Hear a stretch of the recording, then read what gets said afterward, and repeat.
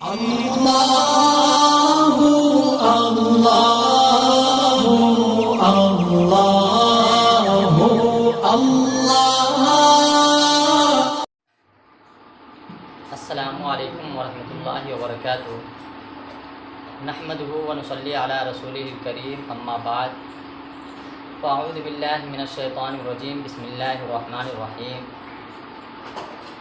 من یطع اللہ والرسول فاولئک مع الذین انعم اللہ علیہم من النبیین والصدیقین والشہداء والصالحین، آمنت باللہ صدق اللہ العظیم۔ حضرات محترم، آئیے اس آیت کریمہ کے تعلق کچھ کہنے سے پہلے حصول برکت کی خاطر اللہ کے نبی صلی اللہ تعالیٰ علیہ وسلم کی بارگاہ اقدس میں درود شریف پڑھ لیں۔ صلی اللہ علیہ نبی الامی وآلہ صلی اللہ تعالیٰ علیہ وسلم۔ صلاۃ و سلام علیک یا رسول اللہ، صلاۃ و سلام علیک یا حبیب اللہ صلی اللہ تعالیٰ علیہ وسلم۔ حضرات، آج محرم الحرام کی 6 تاریخ ہے، یعنی آج محرم الحرام کا 6واں دن ہے، اور آج کی ٹاپک، آج کا موضوع حضرت امام مسلم بن عقیل رضی اللہ تعالی عنہ کے دونوں صاحبزادے کی شہادت ہے۔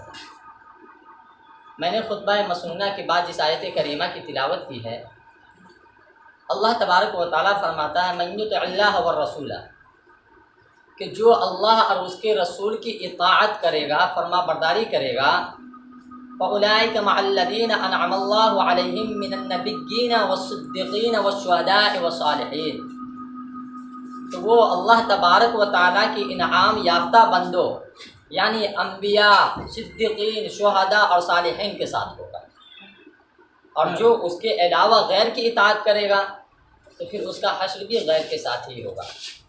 کل بھی اسی آیت کریمہ کے تعلق سے بتایا گیا تھا۔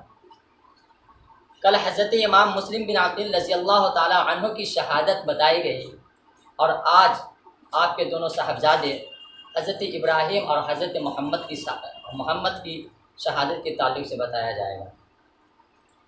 جب حضرت امام مسلم بن عقیل رضی اللہ تعالی عنہ نے یہ محاصرہ کیا، نظارہ کیا کہ کوفہ کے حالات اب پہلے جیسا نہیں رہا، کوفہ کے حالات اب بگڑنے لگے ہیں، تو حضرت امام مسلم بن عقیل رضی اللہ تعالی عنہ نے اپنے دونوں صاحبزادے یعنی حضرت ابراہیم اور حضرت محمد کو قاضی شریح کے مکان پر حفاظت کی غرض سے بھجوا دیے، اور اپنے دونوں صاحبزادے کو قاضی شریح کے مکان پہ بھجواتے وقت آپ نے کہا کہ اے میرے بیٹے، میں تمہارے چچا ہانی بن عروہ کی رہائی کے لیے جا رہا ہوں، چونکہ عبید اللہ بن زیاد نے ہانی بن عروہ کو گرفتار کر لیا تھا۔ اس لیے حضرت امام مسلم بن عقیل رضی اللہ تعالی عنہ نے کہا کہ تم دونوں انہی قاضی شریح کے گھر پہ قیام کرو، میں تمہارے چچا ہانی بن عروہ کی رہائی کر کے آتا ہوں، پھر کچھ دیر میں آ جاؤں گا۔ حضرت امام مسلم بن عقیل رضی اللہ تعالی عنہ یہ کہہ کر روانہ ہو جاتے ہیں، پھر آپ کی شہادت ہو جاتی ہے، اور یہ دونوں بچہ انتظار کر رہے ہیں کہ میرے بابا اب آئے تو تب آئے، اب آئے، صبح ہو گئی، شام ہو گئی، رات ہو گئی، دن بھی آ گیا، لیکن آپ کے بابا نہ آئے۔ 1 دن ہو گیا، 2 دن ہو گیا، بابا کا انتظار کر رہے ہیں کہ اب ہمارے بابا آئیں گے، اب ہمارے بابا آئیں گے، لیکن آپ کے بابا کو تو ظالموں نے شہید کر دیا تھا، آپ کے بابا کو تو ظالموں نے قتل کر دیا تھا، آپ کے بابا کیسے آتے؟ حضرت قاضی شریح دونوں کو کھانا پیش کرتے ہیں اور کہتے ہیں بیٹا کھانا کھا لو۔ دونوں بچے کہتے ہیں جب تک ہمارے بابا نہیں آئیں گے میں کھانا نہیں کھاؤں گا، میں کھانا اپنے بابا کے ساتھ ہی کھاؤں گا۔ پھر وہ دونوں بھائی آپس میں باتیں کرتے ہیں۔ بھائی، چھوٹا بھائی حضرت ابراہیم اپنے بڑے بھائی حضرت محمد سے کہتے بھائی مجھے مدینہ کی گلیوں کی یاد آ رہی ہے، مجھے مدینہ والوں کی یاد آ رہی ہے، اور دل چاہتا ہے کہ اڑ کے ابھی میں مدینہ پہنچ جاؤں۔ دونوں جب اس طرح اپنے مدینہ کی محبت کا اظہار کرنے لگتے ہیں اور کہتے ہیں دل بہت تڑپ رہا ہے، وہاں کے لوگ، وہاں کے ہمارے ساتھی کیا سمجھ رہے ہوں گے کہ جب سے ابراہیم گیا ہمیں بھول گیا ہے۔ بھائی دل کرتا ہے مدینہ ابھی اڑ کے پہنچ جاؤں۔ جب یہ دونوں کی گفتگو قاضی شریح نے سنا تو کلیجہ پھٹ گیا، دل پھٹ گیا۔ اتنے میں کوفہ کی گلیوں میں اعلان ہوتا ہے، عبید اللہ بن زیاد کا منادی پکارتا ہے کہ مسلم بن عقیل کے ساتھ جو دونوں صاحبزادے آئے تھے، اس کو جو گرفتار کر کے لائے گا، جو اسے پکڑ کے لائے گا، اسے انعام و کرام سے نوازا جائے گا، اسے مال و دولت دی جائے گی۔ جب حضرت قاضی شریح نے یہ اعلان سنا تو دہل گئے، پریشان ہو جاتے ہیں، اور قاضی شریح سے رہا نہ گیا، دل پہ پتھر رکھ کر پریشانی کے عالم میں دونوں شہزادوں کے پاس عرض کرنے لگے، اے شہزادے، بڑے افسوس کے ساتھ تمہیں یہ خبر دینے پر مجبور ہو گیا ہوں کہ جن کے لیے تم دو دنوں سے کھانا نہیں کھا رہے ہو، جن کی وجہ سے تم 2 دنوں سے کھانا پینا بند کر دیے ہو، ظالموں نے تمہارے بابا کو شہید کر دیا، ظالموں نے تمہارے بابا کو قتل کر دیا ہے۔ جو کوفی 1000 کوفی جو کل تک تمہارے ہاتھوں پہ تمہارے ہاتھ چومتے تھے، تمہارے بابا کے ہاتھوں پہ بیعت کرتے تھے، تمہارے دامن کو چوم چوم کر اپنے آنکھوں سے لگاتے تھے، سارے کے سارے دھوکہ باز نکلے، سب کے سب تم سے الگ ہو گئے ہیں، سارے لوگوں نے تمہارے بابا کو دھوکہ دے دیا ہے، اب تمہارا کوفہ میں کوئی سہارا نہیں ہے، اللہ کے علاوہ تمہارا کوئی مددگار نہیں۔ جب دونوں بچے اپنے بابا کی شہادت کی خبر سنتے ہیں تو دہل جاتے ہیں، ان کے پیروں تلے سے زمین نکل جاتی ہے، اور دونوں صاحبزادے کانپنے لگتے ہیں، ہانپنے لگتے ہیں۔ تو حضرت قاضی شریح سمجھتے ہیں کہ اب ان دونوں بچوں کا یہاں رکھنا مناسب نہیں۔ ابن زیاد نے یہ اعلان کر دیا ہے کہ جو اسے پکڑ کے لائے گا اسے انعام و کرام دیا جائے گا، اور جو اسے اپنے گھر میں پناہ دے گا اس کو عبرتناک سزا دی جائے گی۔ حضرت قاضی شریح دونوں بچوں کا انتظام کر کے اپنے بیٹے اسد کو کہتے ہیں کہ بیٹا، میں نے سنا ہے کہ کل باب العراقین سے ایک قافلہ مدینہ کی طرف روانہ ہونے والا ہے، باب العراقین سے ایک کارواں مدینہ کی طرف جانے والا ہے، ایسا کرنا صبح صبح تم دونوں بچوں کو اس قافلے میں داخل کر دینا تاکہ یہ باحفاظت وہاں پہنچ جائے۔ صبح صبح حضرت قاضی شریح کا بیٹا اسد دونوں بچوں کو لے کر باب العراقین پہنچتے ہیں، تو افسوس کی بات، جیسے پہنچنا ہوتا ہے تو پتہ چلتا ہے کہ یہ قافلہ کچھ دیر پہلے یہاں سے نکل چکا ہے، یہ قافلہ کچھ دیر پہلے یہ کارواں یہاں سے نکل چکا ہے۔ وہ اسد دونوں صاحبزادے کو لے کر قافلہ کا پیچھا کرتے ہیں، راستے میں جاتے ہیں، کارواں کا پیچھا کرتے ہیں، تو انہیں محسوس ہوتا ہے کہ ہم قافلے کے قریب پہنچ چکے ہیں۔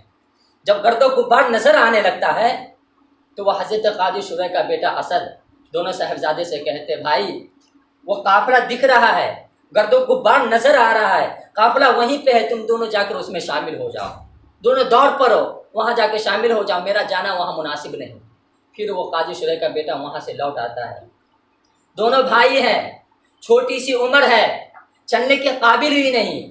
آج تو ہمارے والدین اپنے 6 سال 8 سال کے بچوں کو اسکول اکیلا نہیں جانے دیتے، لیکن ذرا سوچے کہ باب العراقین سے جو قافلہ نکلا تھا آگے بڑھ چکا ہے، دونوں بچے قافلے کے پیچھے دوڑ پڑتے ہیں۔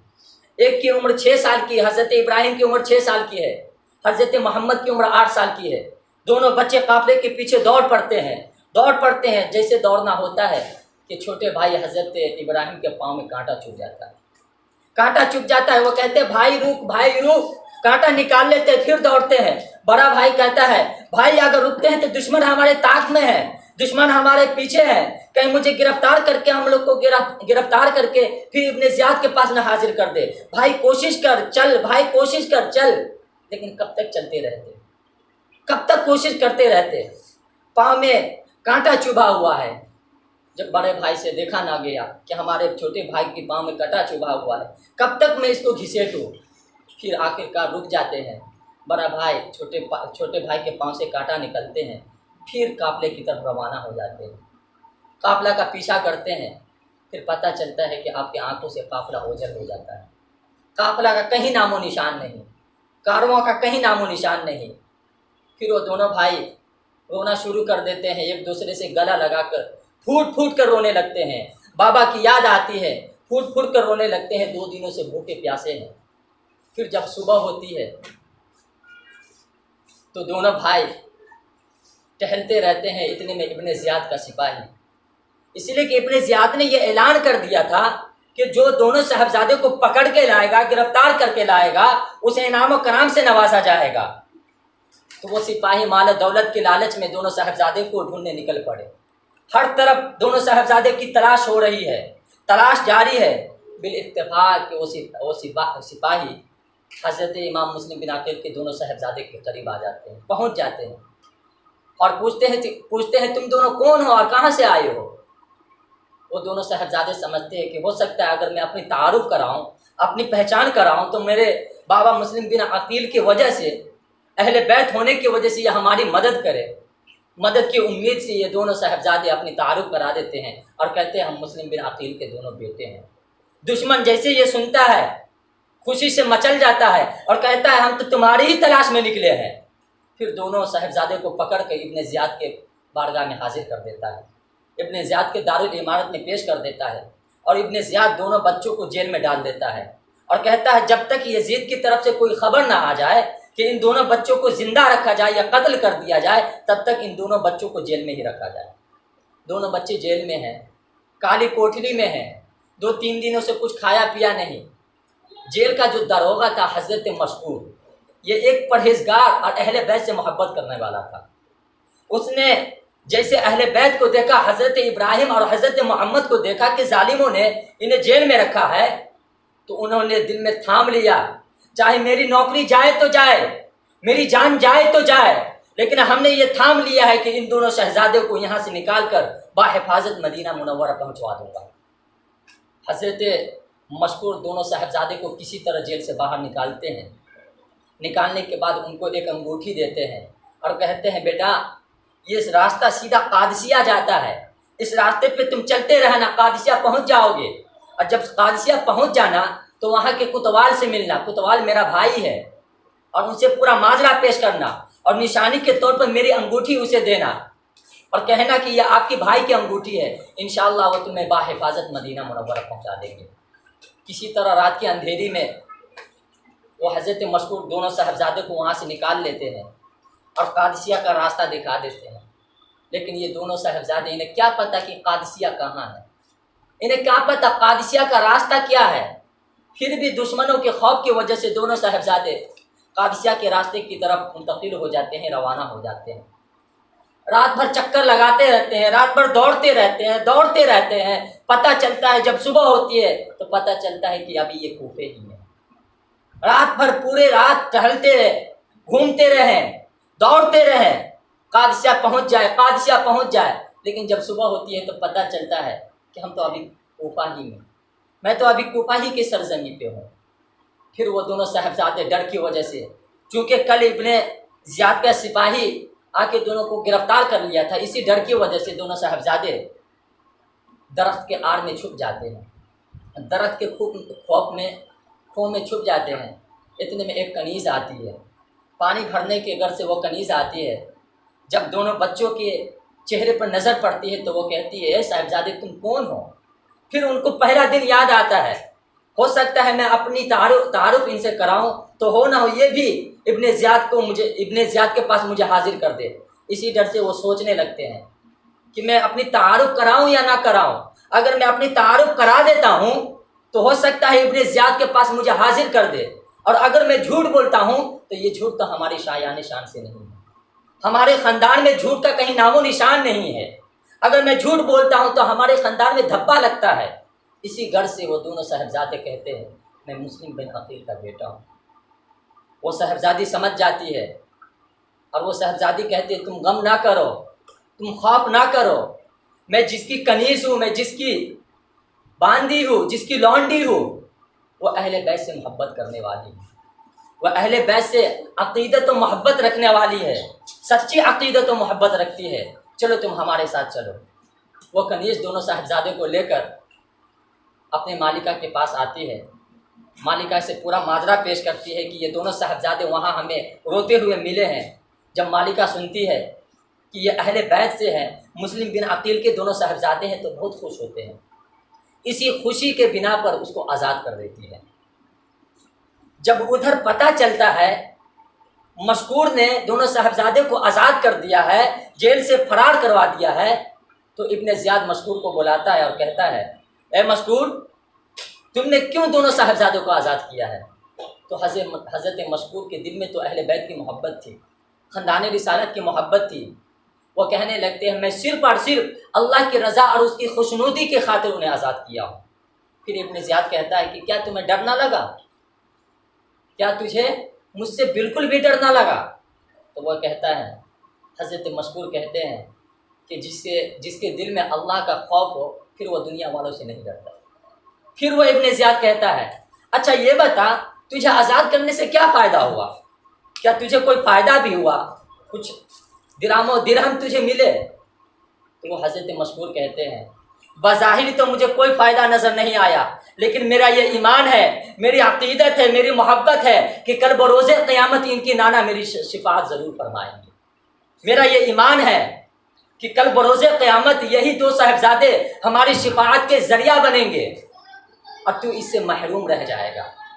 جب ابن زیاد یہ سنتا ہے تو کہتا ہے، ابھی میں تجھے بتاتا ہوں اور ابھی تجھے میں سزا دیتا ہوں۔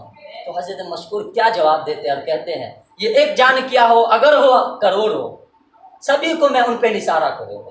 تو ایک جان کی بات کرتا ہے، اگر اللہ تبارک و تعالیٰ مجھے ہزاروں جان دے، ہزاروں جان کو میں اہل بیت کی محبت پہ قربان کروں گا۔ پھر وہ ابن زیاد اپنے غلام جدال سے کہتا ہے کہ انہیں اتنے کوڑے لگاؤ، اتنے کوڑے لگاؤ، اتنے کوڑے لگاؤ کہ اس کی روح اس کے جسم سے نکل جائے۔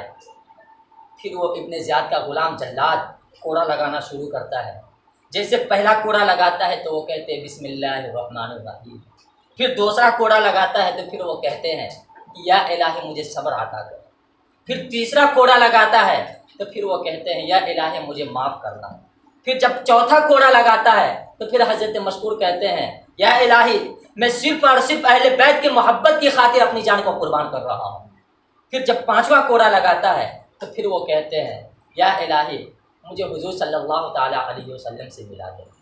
پھر وہ ابن زیاد کا غلام اپنا کام شروع کرتا رہتا ہے یہاں تک کہ حضرت مشکور اس دنیا فانی سے منتقل ہو جاتے ہیں، پردہ فرما دیتے ہیں، انا للہ و انا الیہ راجعون۔ پھر یہ ادھر کنیز جو دونوں صاحبزادے کو لے کر اپنی مالکہ کے پاس حاضر ہوئی تھی، وہ مالکہ وہ نیک سیرت خاتون دونوں صاحبزادے کو نہلا دھلا کر غسل کر کے کنگھا کر کے اچھے حجرے میں رکھ دیتی ہے، بحفاظت ایک کمرے میں رکھ دیتی ہے۔ جب رات ہوتی ہے تو اس کا شوہر حارث آتا ہے، ہانپتا ہوا کانپتا ہوا آتا ہے، تو وہ خاتون کہتی ہے اے حارث تو اتنا پریشان کیوں ہے، اتنا ہانپ کیوں رہا ہے؟ تو وہ حارث کہتا ہے کہ میں صبح ابن زیاد کے پاس گیا تھا اور ابن زیاد کا غلام مشکور نے دونوں صاحبزادوں کو آزاد کر دیا ہے، اور ابن زیاد نے انعام و کرام رکھا ہے کہ جو بھی مسلم بن عقیل کے دونوں صاحبزادوں کو پکڑ کے لائے گا، گرفتار کر کے لائے گا، اسے انعام و کرام سے نوازا جائے گا، اسے مال و دولت دی جائے گی۔ اسی خیال میں دونوں صاحبزادے کی تلاش میں نکل پڑا تھا۔ پورے دن میں تلاش کرتا رہا، یہاں تک کہ میرا گھوڑا بھی مر گیا۔ میرا گھوڑا جب مر گیا تو میں پیدل اس کی تلاش کرتا رہا۔ اب یہ نوبت آئی کہ میں ہانپتا ہوا تمہارے پاس آیا ہوں۔ جب یہ وہ خاتون نیک سیرت خاتون سنتی ہے تو دہل جاتی ہے، پریشان ہو جاتی ہے کہ جس کی تلاش میں یہ صبح سے پریشان ہے، نکل پڑا ہے، وہ دونوں صاحبزادے تو ہمارے ہی گھر میں ہیں۔ اگر اس کو پتہ چل جائے کہ دونوں صاحبزادے ہمارے گھر میں ہیں تو اللہ جانے ان دونوں کا کیا عالم ہوگا۔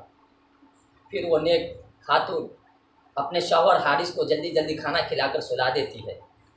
سلانے کے بعد لیکن اس نیک سیرت خاتون کو نیند کہاں آنی تھی، ان کو نیند کہاں آنی تھی؟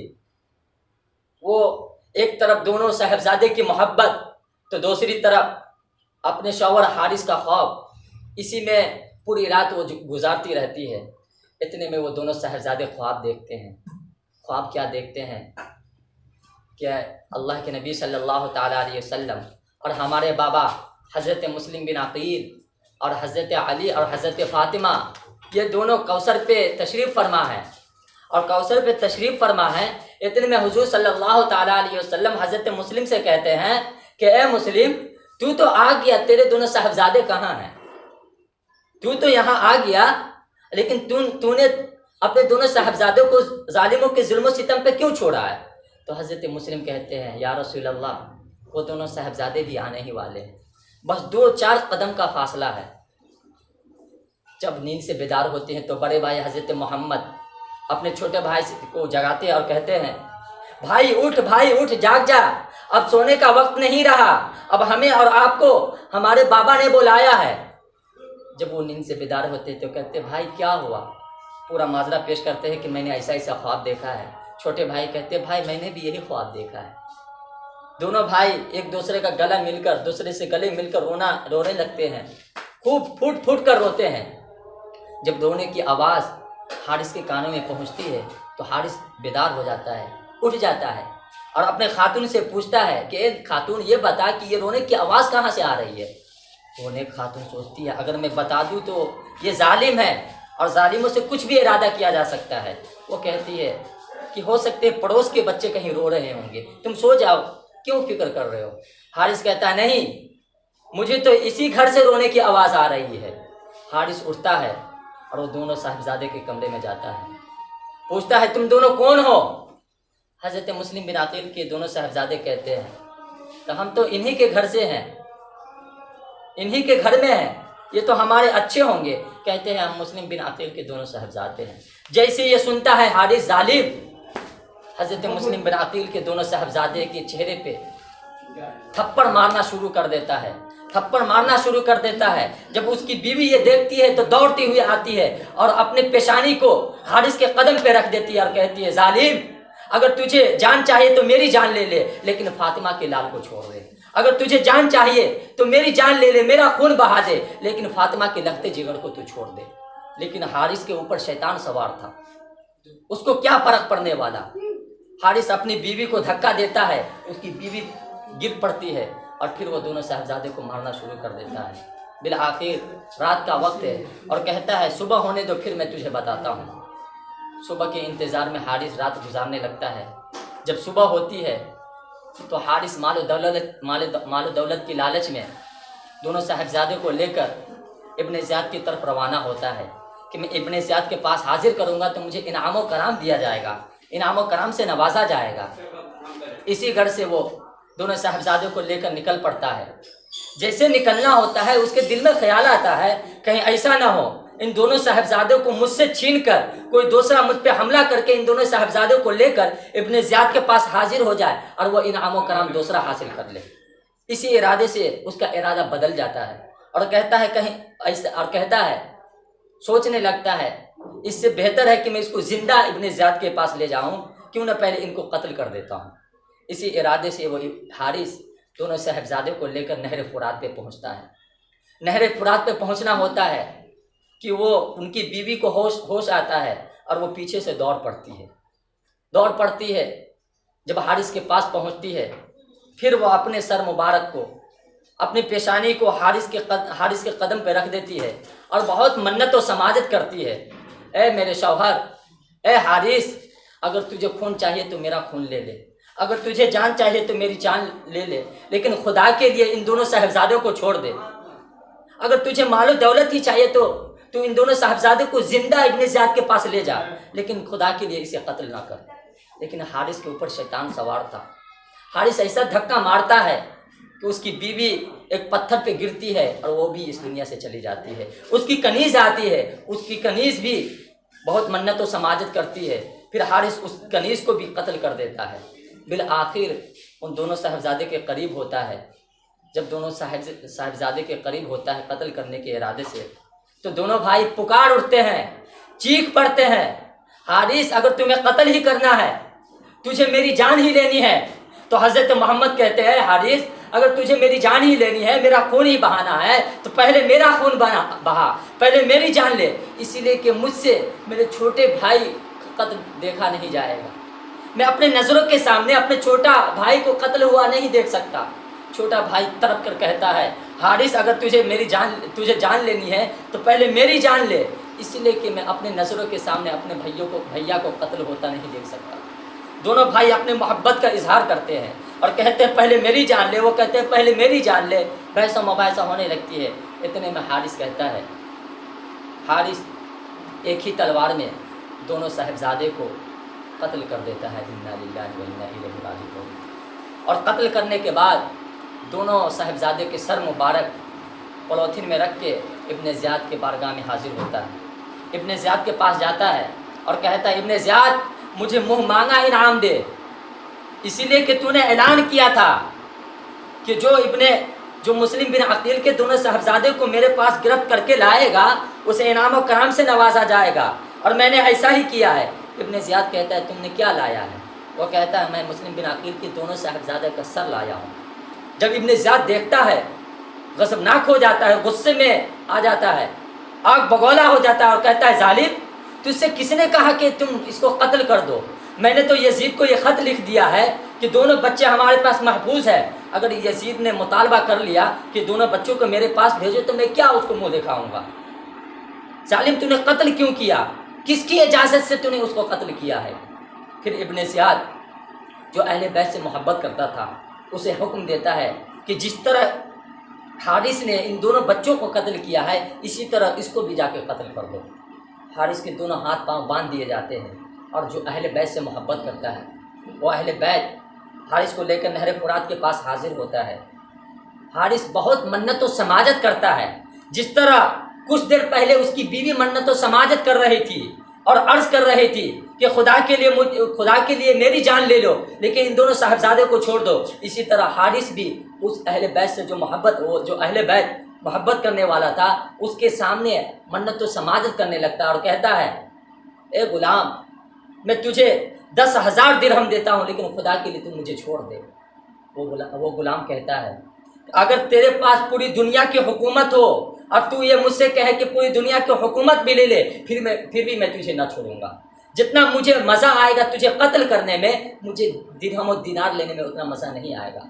پھر وہ شخص حارث کا قتل کر دیتا ہے، اور یہ جو دونوں صاحبزادے کی لاش، دونوں صاحبزادے کے سر مبارک تھے، سر مبارک کو لے کر نہر فرات میں داخل کر دیتا ہے۔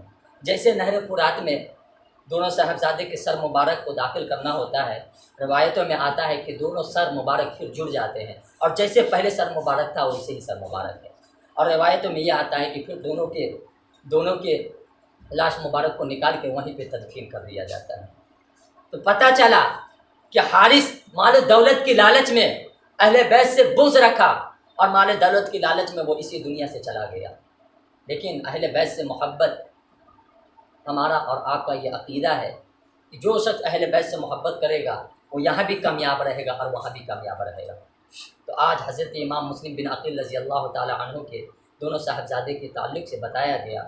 اللہ تبارک و تعالی ہمیں اور آپ کو کہنے اور سننے سے زیادہ عمل کرنے کی توفیق عطا فرمائے، اور اللہ تبارک و تعالی ہمیں اور آپ کو صحیح سچی عقیدت و محبت اہل بیت کی ہمارے اور آپ کے دل میں پیدا فرمائے۔ استغفر اللہ ربی من کل ذنب واتوب الیہ۔ السلام علیکم ورحمۃ اللہ وبرکاتہ۔